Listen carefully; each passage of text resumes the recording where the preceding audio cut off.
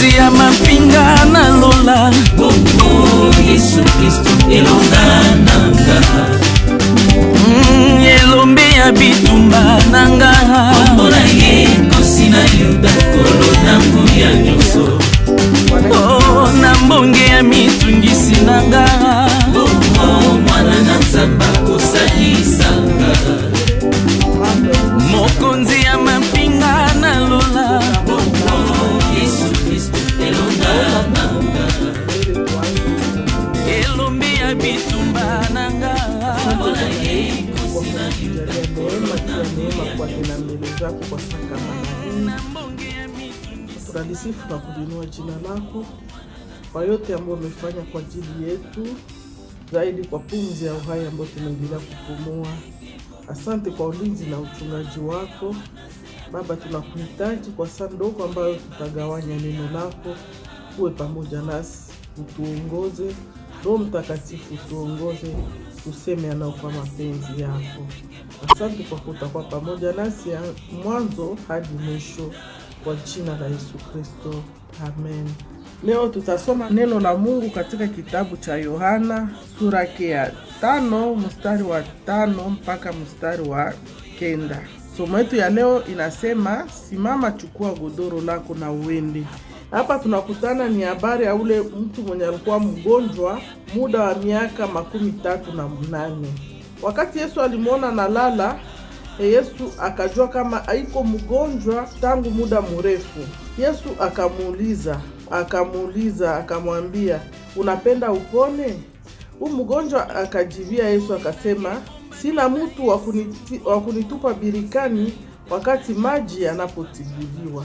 Kisha Yesu akamwambia, mgonjwa tena akaongeza akasema, wakati mimi nataka ingia birikani, mwingine anaingia mbele yangu. Ndio Yesu na akamwambia, simama, chukua godoro lako na uende.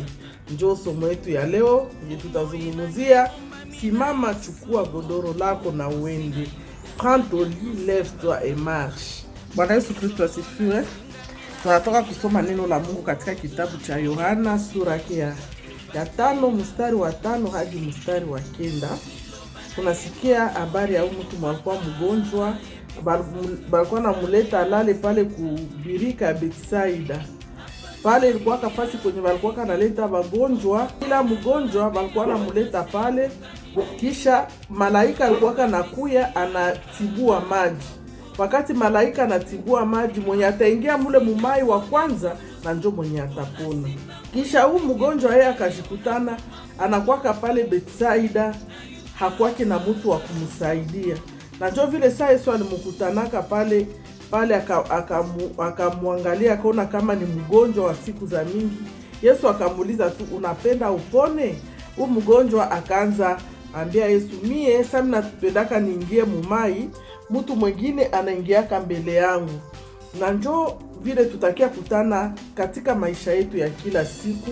Utakutana mtu wakati kuna magumu ya mingi, ukimsalimia tu anaanza kuelezea listi ya maprobleme yenye iko nayo. Njoka ya mwenzetu mwenye alikuwa kama mgonjwa, Yesu tu anamuuliza, Yesu unaweza penda upone? Yeye anaanza muonesha, mimi nakuaka hapa, sikwake na mtu wa kunitia birikani. Wakati malaika anashukaka atibue maji, mimi nakosaka mtu wa kunitia mbirika. Et c'est vrai, tunakutana maisha au mtu tunaweza ikompare na maisha yenye tunajua kaishi kila siku. Tutakutana wakati mtu anapata magonjwa, unaingia hospitali. So unaingia hospitali, unakutana ile semene ya kwanza yenye uliingia hospitali, utakuwa napata watu wa kukia kuangalia kila siku. Utaweza hesabia hata kusiku moja ulipata hata watu 20 walikia kuangalia kusiku moja. Semene ya pili unaanza kutana watu 15 ndio wanaanza kia kuangalia. Semene ya 3 unakutana watu 10 ndio wanakia kuangalia. Semene ya 4 unakutana watu 5 ndio wanakia kuangalia. Semene ya 5 unakutana mtu mmoja ndio anaanza pita, bawili. Sasa mnafika kusemene ya 6, inabakia tu wale watu ya mjamaa yako ndio wanaanza kuwa nakia kuangalia. Na wale watu ya mjamaa yako nao utakia kutana nao banachoka, juu mwanadamu anachokaka. Ujimagine mtu mwenye anagonjwa miaka 38, jamaa ishaka choka, barafiki bashaka kimbia, manaki kila mtu ashaka mchoka. Jo mafundisho yenye tunapata mwa hii magonjwa ya huu mtu mwenye alikuwa hapa Betsaida, wakati magonjwa nakawia, wakati shida nakawia, banadamu banachokaka, banadamu banakimbiaka tu. Lakini habari njema ni kwamba tuko na umoja mwenye hachokaki, tuko na umoja mwa kimbiaki. Hata shida zetu zikawie, hata magonjwa ikawie, yanabakiaka mwaminifu. Jina yake ni Yesu Kristo wa Nazareti. Yesu yeye, hata magonjwa yako ikawie, hata shida zako zikawie, hata wanadamu washaka kuchoka wakakimbia, Yesu yeye anabakiaka mwaminifu. Na ndio rafiki mzuri, rafiki wa karibu, rafiki mwenye hachokake wakati magumu iko, rafiki mwenye akimbi yake juu magonjwa nakuwa, yanabakia rafiki mwaminifu. Ndio rafiki mzuri, ule rafiki wa karibu, na ule rafiki ni Yesu Kristo. Ukiangalia sasa hivi ilikuwa ile leo ndio ile wakati yenye batu wakwaka na beba wagonjwa pale ku pisine ya Betsaida, kubirika ya Betsaida. Ingikuwa wakati ya leo ungikutana kusudi uingie mwile mai ya Betsaida, ingikuwa nakuwa condition. Ingikuwa nakuwa nakia na condition, soit unakuwa uko mtoto wa president, soit uko mtoto wa ministre fulani, soit unakia na recommandation ya gouverneur, soit unakia na recommandation ya mtu fulani, njo upate solution ku probleme yenye ulikuwa nayo, njo uingie mwile birika wa kwanza. Ingikuwa kusiku zetu za leo vile njo vingipasha kwa juu kwa leo, kusudi upate mtu mwenye atakusaidia. Inafaa ukuwe na mtoto unatoka mjamaa fulani, unakia na recommandation ya mtu fulani. Lakini habari njema yenye mimi nakutana hapa, Yesu Kristo mbele asaidie huyu mtu, hakumuuliza unatoka mjamaa gani, hapana. Yesu hakumuuliza unatoka mfamilia gani, hakumuuliza hivi na hivi, lakini Yesu akapenda tu amponeshe. Yesu akamuuliza unataka upone? Na wewe Yesu Kristo anakuuliza leo, kushida zenye uko nazo, eske unataka upate solution ku probleme zenye uko unapitia? Yesu yeye hajali unatoka mfamilia fulani. Yesu yeye hajali jina familia yako. Yesu yeye hajali kama uko mtoto wa ministre. Yesu hajali kama uko mtoto wa gouverneur.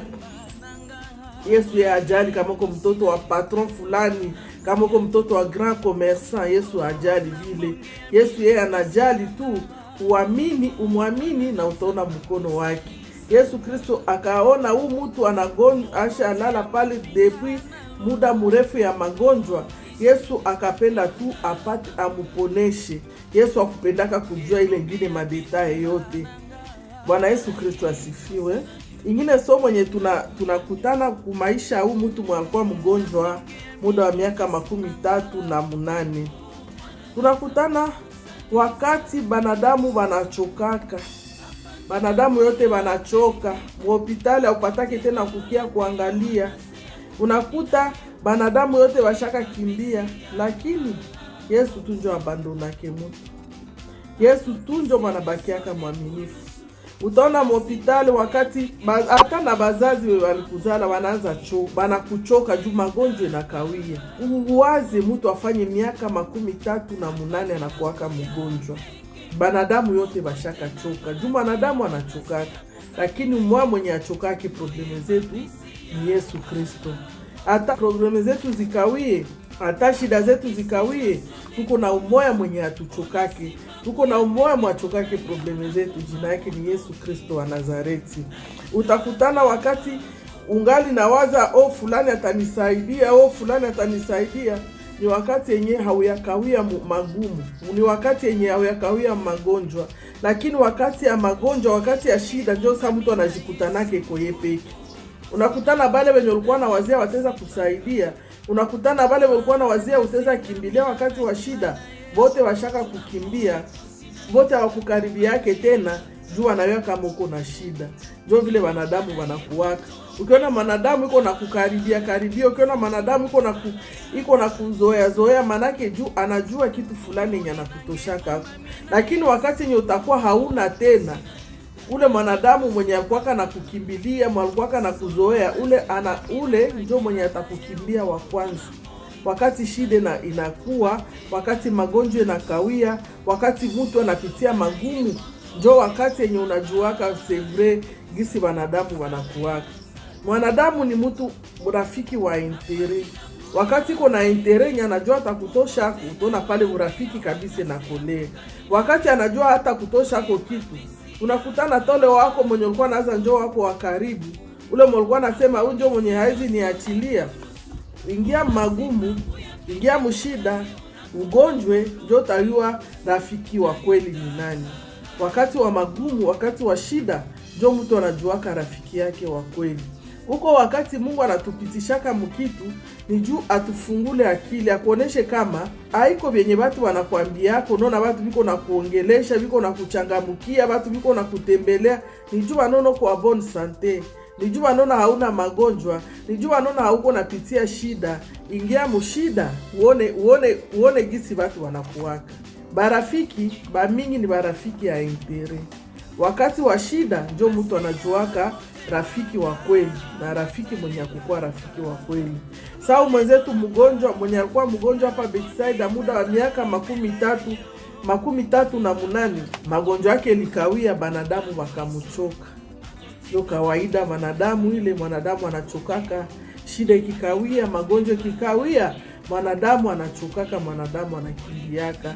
Lakini Yesu Kristo yeye hatuchokake, hata shida zetu zikawie, hata magumu yetu ikawie, hata magonjwa ikawie, tuko na umoya mwenye achokake, jina yake ni Yesu Kristo wa Nazareti. Inafaa umutilie confiance, ujue kama huu ndio rafiki mwenye yeye hata nipite mu situation yeko difficile, yeye haizi ni abandone.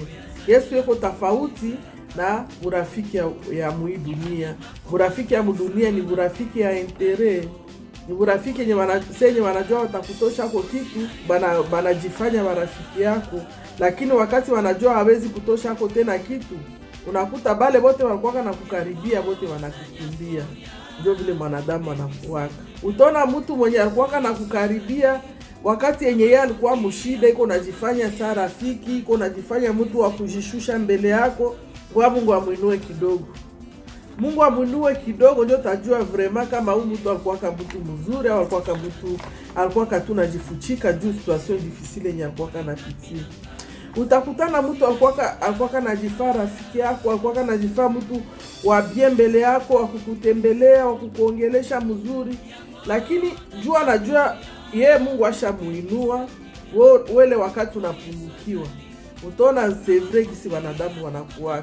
Ule mtu juu akisha kuona hata alikuwa mvoiture, alikuwa mgari yake, anajikaza anapandisha mavitre ya gari juu usipate hata wakati ya kumsalimia. Ule mtu mwenye alikuwa anajifanya rafiki yako wakati yenye yeye alikuwa hajiweze, wako na jidone juu yake, si kuona kwa magumu, so nenda kumtembelea. Unaona ule mtu anaanza jifanya presse, hapendake tena kupatia hata ile minute ya kuongea na wewe. Ndio vile wanadamu wanakuwa.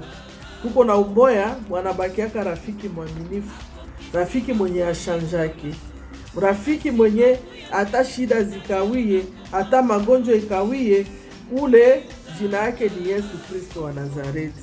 Bwana Yesu Kristo asifiwe sana. Tunakia utana isi tunasoma hapa mu Yohana sura yake ya 5 mstari wa 5 mpaka mstari wa 9. Tunaona wakati mtu alipona, Yesu Kristo akamwambia, simama, chukua godoro lako na uende. Hatusikia hapa Yesu kama anamwambia sema hivi ushapona, hauna tena lazima hii kitanda yenye ulikuwa na lali yako uitupe jiende yako. Lakini tunasikia Yesu anamwambia usimame, chukua godoro lako na uende. Simama, chukua godoro lako na uende. Ndio kwenye tutapima kuzungumzia hapa tena. Tunakutana hii kitanda yenye Yesu anamwambia achukue. Yesu akumwambia sema hivi ushapona, hauna tena lazima ya hii kitanda, tupa wewe ujiende yako. lakini Yesu akamwambia, simama, chukua godoro lako na wende. Hii kitanda itaweza kuwa mfano wa mtu mwenye alikusiportaka wakati ulikuwa haujiwezi. Hii kitanda itaweza kuwa ule mtu mwenye alikusiporte na kwa yako yote na udhaifu yako yote wakati ulikuwa hujiwezi. Itaweza kuwa mfano wa hii kitanda. Neno la Mungu alituambie hivi, ushakuwa na force, ushakuwa mposition ya force, hauko tena mposition ya faiblesse. Ukamate wale wote walikusaidia, wale walikusiportaka ubaneglige. Hapana. Yesu akwambia ka mtu hivi hauna tena besoin kulala kwa hii kitanda, ukamate uitupe yako jiende. Lakini Yesu akamwambia, simama, chukua godoro lako na uende. Prends ton lit, lève-toi et marche. Ndio vile tunaona Yesu Kristo aliambia ka mgonjwa. Tunaona hii kitanda, mfano wa kitanda itaweza kuwa mfano wa wazazi yako. Bazazi wanakuzala, mzazi anakuzala, iko unapitia maisha moya ya magumu, swate konenda hata na beba mizigo, anafanya sijue nini na nini, jue uko mali. Iko nafanya aende akorope hata kumanyumba bengine, aende afanya kazi za ovyo, kazi za chini, juu na wewe siku moja yake kuwa mtu mzima. Lakini wakati unakuwa mtu mzima, unaenda kutanana na hapa ba profete wenye washaka kuwa banakonesha kama usisaidi yake ule mzazi, juu atakubloke, atafunga baraka zako. Jua nini? Ule mzazi mwenye alijisumbua tangia butoto yako, tangia uko bebe, iko nafanya sijue nini, juu anapiganisha huku na kule, juu akukumalishi. Sawa, unakuwa mtu mzima, baanze kuambia kama usisaidie ule mzazi, atakubloke. Ule mzazi alifanya sijue kazi gani juu wewe usome, ukuwe mtu mzima siku moja, kisha kesho bakie kuambia seme usisaidie ule mzazi, atakubloke. Na wewe gisi hauna wakati ya kuwaza, unaitika tu, unaenda itika venye ule mtu mwenye mnakutanana naye sijue wapi. Ule mtu anakukutana, ushakuwa mtu mzima, anapenda kuambie usisaidie tena wazazi yako. Unafaa tukue na akili, tukue na waza mbele ya wanakuambia kitu, unapasha wazi. Juu hii siku ba mingi utakuta mzazi alikusiportaka, alifanya yake yote, lakini wewe unakuwa gisi unasahabu wazazi yako. Unasahabu wazazi yako juu ya nini? Juu kuko mtu mwamu alikia toka kuonesha kama usikwe nasaidia wazazi yako, haujue itada meabo. Mimi sikuonaka hapa, sikuona mui lecture tulisoma kama mbele Yesu afanyie mtu mema, alipenda kuuliza kwanza itada ndani yake. Utajua mbele usaidie mtu, inafaa ujue hali ya moyo ya ule mtu ndio msaidie. Hapana, neno la Mungu haitoneshe vile kabisa. Hakuna kwenye neno la Mungu linatonesha mbele usaidie mtu inafaa ujue kwanza hali ya moyo wake, inafaa ujue itada ndani yake. Hapana, hakuna kwenye neno la Mungu nasema vile. Utakia kutana batoto wa mingi biko napata laana juu ya nini? Mzazi mwenye alikusiporte wakati ulikuwa haujiwezi, anakufanya unakuwa gisi unakuwa leo, kisha unamwabandone. Hapa tunaona gisi neno la Mungu linasema, Yesu Kristo anaambia mgonjwa, simama, chukua godoro lako na uende. Yesu Kristo akwambia kama mgonjwa, hivi unapona, acha hii kitanda yenye ilikuwa na kubeba hivi siku yote, uiache uende. Hapana, lakini Yesu akamwambia usimame, uchukue godoro lako na uende. Bwana Yesu Kristo asifiwe. Mfano utakutana kuko jeune garçon mwenye anafikia wakati yenye ashakuwa gisi anakuwa, Mungu anamubariki, sote anamaliza masomo, anapata kazi ya mzuri, sote aliingia mu commerce, Mungu anamsaidia na vitu vinaendeka mzuri. Unakuta ole mtu anafikia hata wakati ya kukana bazazi yake. Unakuta ole mtu haezi tena presente bazazi yake mbele ya wenzake. Anazoona sani bazazi ya haya, anazoona sani haya baone kama unjo mamangu, anaona sani haya baone kama unjo babangu. Unafikia kukana bazazi yako. Ule mzazi yangi kusipotaka, ule mzazi yangi tikaka ajisakrifie, eske ungekuwaka gisuku? Kila mtu akona juliza, ule mzazi hangi itikaka ateseke, akose busingisi usiku mzima, ulale na ndiye iko na kubembeleza, kesho upate mafievre, kesho upate maziare, kesho siweni na nini. Ule mzazi iko navumilia vyote juu siku moja kwa mtu, kisha uanze kuwa na msikilia, hayawezi tena kumpresente mbele ya wenzako. Tunaona hapa neno la Mungu kisi linasema. Yesu Kristo akaambia huyu mtu, simama, chukua godoro lako na uende. Simama, chukua hii kitanda yenye ulikuwa nalalia yako na uende. Hii kitanda tena itaweza kuwa kama haiko mzazi, itaweza kuwa sote ni rafiki yako. Rafiki mwenye kusaidia wakati wa magumu. Rafiki mwenye kusaidia wakati wa magumu, sawa unakuwa na gisi, unakuwa sasa wakati yenye hauko tena magumu, haiko jo wakati ya kushitenga na ule rafiki mwenye kusaidiaka wakati wa magumu. Haiko jo wakati ya kupenda kuachana na ule mwenye kusaidiaka wakati wa magumu. Mwenye kusaidia wakati wa magumu itaweza kuwa sote ni mume wako, ataweza kuwa mke wako, ataweza kuwa mchungaji wa kanisa yenu, ataweza kuwa mambre wa familia yako, alikusaidia wakati wa magumu. Lakini weye juu unajikuta hauna tena magumu, unazoona sawa wale walikusaidiaka habiko tena watu, hauna tena lazimabu. Unakuta mtu mwenye alikusaidiaka wakati wa magumu, saya anakuwa na lazima yako, unaanza muonesha haiko tena mwenzako, haiko tena wa niveau yako. Neno la Mungu aituoneshe vile. Yesu Kristo akwambiaka huyu mtu hauna tena lazima hii kitanda, hivi unapona. Akumwambiaka hivi unapona, hii kitanda yenye likusipote panda 38 ans uitupe. Lakini Yesu Kristo akamwambia, simama, chukua godoro lako na uende. Simama, chukua godoro lako na uende. Hapana neglige ule mtu mwalikusaidiaka wakati ulikuwa haujiweze. Hapana neglige, hapana zarau ule mzazi mwenye alijitowaka juu ukue gisi ukue leo. Hapana kumzarau, hapana kumusikilia haya. Yesu Kristo anatuonesha kama ule mtu mwalikusaidia wakati wa magumu, usimzarau au usimtupe. Simama, chukua godoro lako na uende. Mara mingi tunakutanaka banadamu wanakuwa katreko. Utakuta mwanamke mzima, we ni mwanamke, unajua magumu ya kubeba mimba kuanzia mwezi mmoja mpaka miezi 9. Lakini utaweza kutana ule mwanamke naye anapata tu nguvu ya kukatala mzazi wake.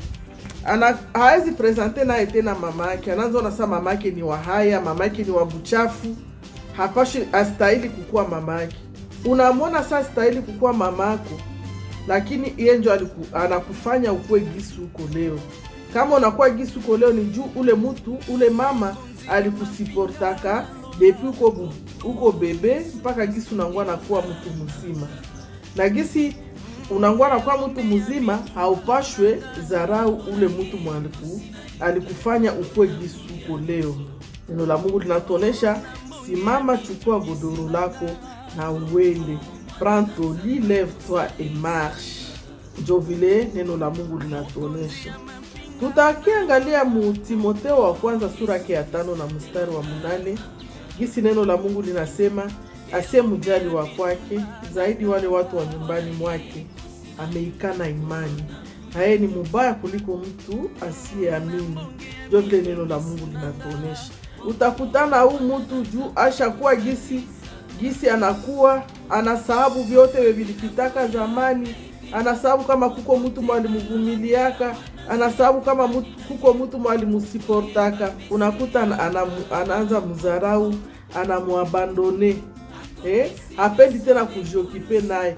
Ujimagine mzazi mwenye alikujali depuis uko mtoto, anajitoa juu yako depuis uko mtoto. Meso unakuwa mtu mkubwa, unakuwa mtu mzima, unamuabandone. Unaweza kana mzazi wako juu unaanza ona siwezi penda hata watu wajue kama huyu ndio mamangu.